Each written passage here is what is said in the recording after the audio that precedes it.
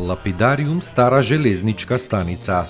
Спомениците што се изложени пред музеот на град Скопје се само мал дел од споменици, материјалната и духовната култура во римскиот период од 1 до 4 век од нашата ера. Тоа се 30 камења од Скупи, но и други делови на Скопската котлина, кои тогаш биле периферија на градот. Еден од спомениците што се изложени бил откриен во ископувањата кај Годел.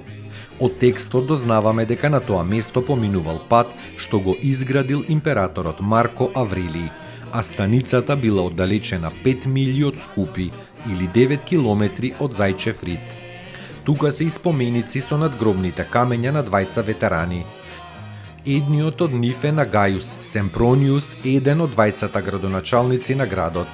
Споменикот на Валериус Декстер, едил врховен судија задолжен за јавниот ред и мир и за хигиена во градот. Во аголот на самиот крај можете да ја прочитате приказната за Клаудија Фирмина, 20-годишно девојче кое починало оставајќи ја во тага незината мајка Клаудија Валерија со издлабени нивни ликови.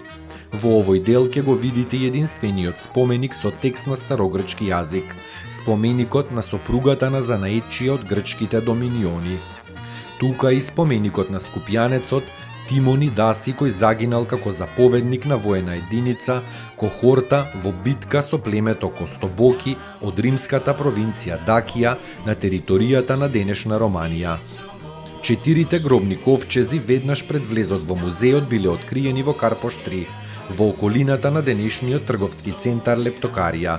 Збирката од литографски споменици пред музеот е составена од 30 камени споменици од античкиот град Скупи, откриени на локалитетот Зајчев Рид. Фонтаната Лотос. На местото на фонтаната пред низината изградба имало мочуриште полно со убави бели цветови. И токму оттаму потекнува инспирацијата за проектантот Лотосовиот цвет. Лотос е дело на архитектката Мирјана Милановиќ Волињец, која работела во Заводот за урбанизам и архитектура во Скопје. Отворена е на 3 мај 1971 со гламурозна вечерна свеченост на која покрај проектантот и градските власти присуствували голем број значајни гости, меѓу кои легендарниот градоначалник на Белград Бранко Пешиќ, градоначалникот на Атина, англискиот амбасадор во тогашната Југославија, кој свечено ја пресекол лентата, пуштајќи ја во употреба како и многу други видни гости.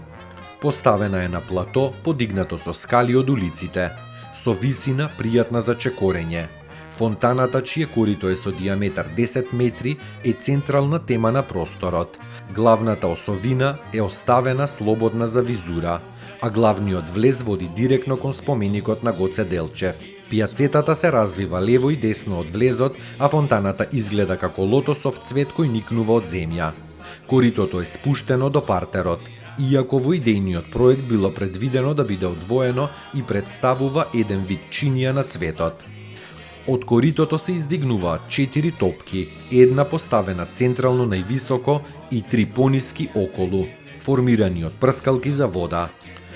Во времето кога е направена фонтаната била и технолошки и технички многу напредна, препознатлива и по својата игра на водата, која е составен дел на архитектурата, а проектот за водоводните инсталации е изработен од италијанската фирма Алпина од Ферара. Во ноќните часови била фасцинантна со својата игра на светло и сенки, постигната и со просторната композиција и со осветлувањето.